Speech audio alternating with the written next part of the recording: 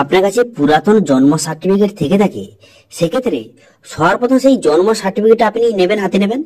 নেয়ার পর সেটি চেক করবেন যে সেটি কোথা থেকে ইস্যু করা হয়েছে, সেটি সর্বপ্রথম আপনাকে চেক করতে হবে। দেখুন, আগেকার যে পুরাতন হাতে লেখা জন্ম সার্টিফিকেটগুলি বিভিন্ন জায়গা থেকে ইস্যু করা হতো। যেমন যে যারা গ্রামীণ এলাকায় বসবাস করেন তাদের কিন্তু পঞ্চায়েত অফিস থেকে তাদের সেই সার্টিফিকেট কিন্তু ইস্যু করা হতো, জন্ম সার্টিফিকেট। এছাড়া শহর এলাকার জন্য মিউনিসিপ্যালিটি থেকে ইস্যু করা হতো, অথবা বিভিন্ন ক্ষেত্রে হাসপাতাল থেকেও কিন্তু ইস্যু করা হতো সেই জন্ম সার্টিফিকেটগুলি।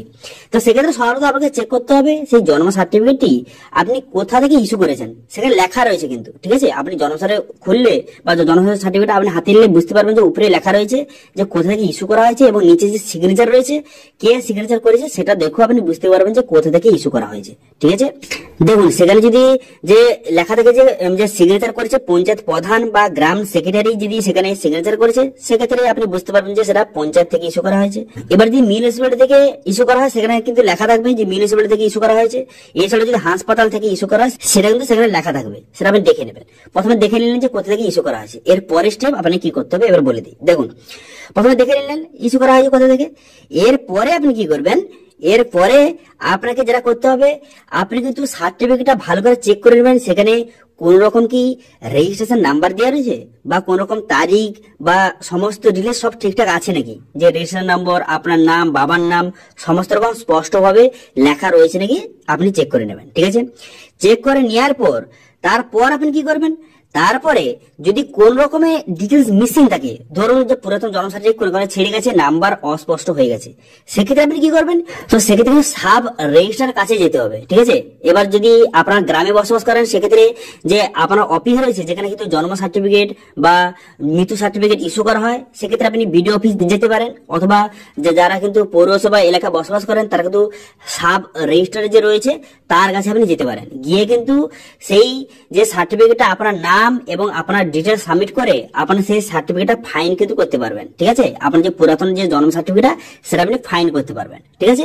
কিন্তু যদি আপনার জন্ম সার্টিফিকেট সমস্ত রকম ডিটেলস আপনি বোঝা যায়, রেজিস্ট্রেশন নাম্বার, আপনার নাম সবকিছু ভালোভাবে বোঝা যায়, সেক্ষেত্রে আপনাকে যেতে হবে না। সেক্ষেত্রে কি করতে হবে সেটা আপনাদের বলছি। কিন্তু যাদের যে কোন রকম রেজিস্ট্রেশন নাম্বার অথবা আপনার ডিটেলস গুলি বা আপনার নাম এগুলো কিন্তু মুছে গেছে, ছিঁড়ে গেছে, সেক্ষেত্রে আপনাকে সাব রেজিস্ট্রারের কাছে গিয়ে সেই পুরাতন জন্ম সার্টিফিকেটটাকে ফাইন করতে হবে, ঠিক আছে, বোঝা গেল।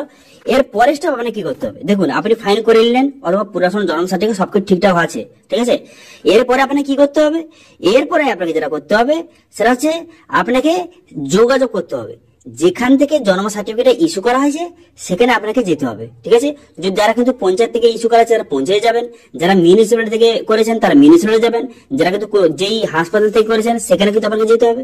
গিয়ে সেখানে কি কি ডকুমেন্টস লাগবে সর্বপ্রথম আপনাকে জানিয়ে দিই। দেখুন, পুরাতন যে হাতে লেখা জন্ম সার্টিফিকেট তাটি জেরক্স করতে হবে, এবং আপনার আধার কার্ড এবং আপনার পিতামাতার আধার কার্ড কিন্তু লাগবে, এবং সঙ্গে পিতামাতার ভোটার কার্ড অথবা যে রেশন কার্ড ঠিকানা প্রুফ হিসেবে, ঠিক আছে, ঠিকানা প্রমাণ হিসাবে সেটা কিন্তু লাগবে, ঠিক আছে। এবার জন্ম সংক্রান্ত আরো যদি অন্য কোনো ডকুমেন্টস থাকে, যার কিন্তু আপনার যে স্কুল সার্টিফিকেট রয়েছে, যে মাধ্যমিকের অ্যাডমিট কার্ড রয়েছে, সেগুলো থাকলে আরো কিন্তু ভালো, সেগুলো কিন্তু আপনাকে নিয়ে যেতে হবে, ঠিক আছে। এবার সেখানে যাওয়ার পর এই ডকুমেন্টস গুলো সেখানে জমা দেবেন। জমা দেওয়ার পর সে কিন্তু একটা ফর্ম দেবে, ঠিক আছে, যে সেই ফর্ম কিন্তু দেবে, জন্ম সার্টিফিকেট তৈরি হওয়ার একটা ফর্ম কিন্তু আপনাকে দেবে, সেই অফিস থেকেই দেবে, ঠিক আছে। এবার সেই ফর্মটা আপনাকে ফিল আপ করতে হবে, ঠিক আছে। এবার সেই সময় যদি আপনার জন্ম সার্টিফিকেট কোন রকম যদি নামের স্পেলিং মিস্টেক থাকে সেখানে, ঠিক আছে, এবার সেই নামটা সেখানে যে ফর্মটা, সেই ফর্মে কিন্তু সঠিক নামটা আপনি পূরণ করবেন। আপনার যে আধার কার্ড অথবা আপনার ডিটেলস অনুযায়ী যেই নাম রয়েছে সেই নামটা কিন্তু আপনাকে ফিল আপ করতে হবে। সেই নামটা ফিল আপ করে তারপর সেখানে কিন্তু সেখানে জমা দিয়ে দিতে হবে, ঠিক আছে। সেই ফর্মটা সমেত এইসব ডকুমেন্টস অ্যাটাচ করে সেখানে জমা দিয়ে দিতে হবে। জমা দেওয়ার পর তারপর কিন্তু কিছুদিনের মধ্যে 10 থেকে 15 দিনের মধ্যে আপনার যে সার্টিফিকেট কিন্তু ইস্যু হয়ে যাবে। ইস্যু হয়ে যাওয়ার পর আপনার যে সেখান থেকে আপনি কালেক্ট করতে পারেন যে সার্টিফিকেটটি, ডিজিটাল সার্টিফিকেটটা, অথবা বর্তমানে অফিসিয়াল ওয়েবসাইট থেকে আপনি সেই নাম্বার দিয়ে, একটা নাম্বার কিন্তু প্রোভাইড করা হবে, যখন সার্টিফিকেট ইস্যু হয়ে যাবে একটা নাম্বার কিন্তু আপনাকে প্রোভাইড করে দেওয়া হবে। সেই নাম্বারটা দিয়ে আপনি খুব সহজে অনলাইন থেকেও সেই জন্ম সার্টিফিকেট ডাউনলোড করতে পারেন। ডিজিটাল যে জন্ম সার্টিফিকেটটা অনলাইন থেকে ডাউনলোড করতে পারবেন, ঠিক আছে।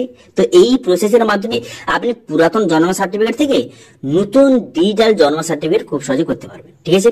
এবার অনেকের প্রশ্ন থাকতে পারে যে আমার বাবা মা মারা গেছে, সেক্ষেত্রে কি করবেন, দেখুন কোনো কারণে যদি আপনার বাবা মা মারা গিয়ে থাকে, সেক্ষেত্রে আপনার যে বাবা মার যে মৃত্যু সার্টিফিকেট যদি থেকে থাকে, ঠিক আছে, সেই সার্টিফিকেটটা তার সঙ্গে অ্যাটাচ করতে হবে, অথবা এপিডিবিট কেউ লাগতে পারে, ঠিক আছে, এপিডিবিট কেউ লাগতে পারে, সেই এপিডিবিট কিন্তু আপনার সমস্ত ডিটেলস লেখা থাকবে। যদি এপিডিবিট লাগে তো এপিডিবিট আপনি দিয়ে দেবেন, ঠিক আছে।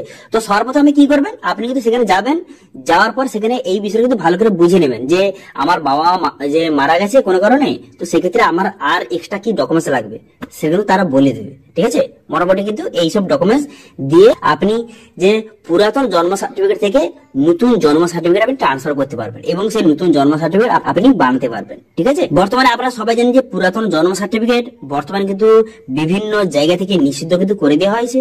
তো সেক্ষেত্রে যাদের কিন্তু পুরাতন জন্ম সার্টিফিকেট রয়েছে তারা কিন্তু অবশ্যই নতুন জন্ম সার্টিফিকেটে ট্রান্সফার করিয়ে নেবেন, ঠিক আছে। এবার এটা নিয়ে যদি কোন রকম যদি আপনার সমস্যা থেকে থাকে অবশ্যই কমেন্ট করুন, আমি অবশ্যই রিপ্লাই করবো। এবং আজকে ভিডিও ভালো লাগলে ভিডিওকে লাইক করে দেবেন এবং ভিডিও কিন্তু বন্ধুর সঙ্গে শেয়ার করে দেবেন। এবং আমাদের চ্যানেলে প্রথমবার ভিজিট করে থাকলে আমাদের চ্যানেলটিকে সাবস্ক্রাইব করে রাখুন এবং পাশে থেকে বেল আইকনটিকে অবশ্যই প্রেস করে রাখুন। তো আজকে ভিডিওটা এই পর্যন্ত, দেখা আছে নেক্সট ভিডিওতে। Thank you.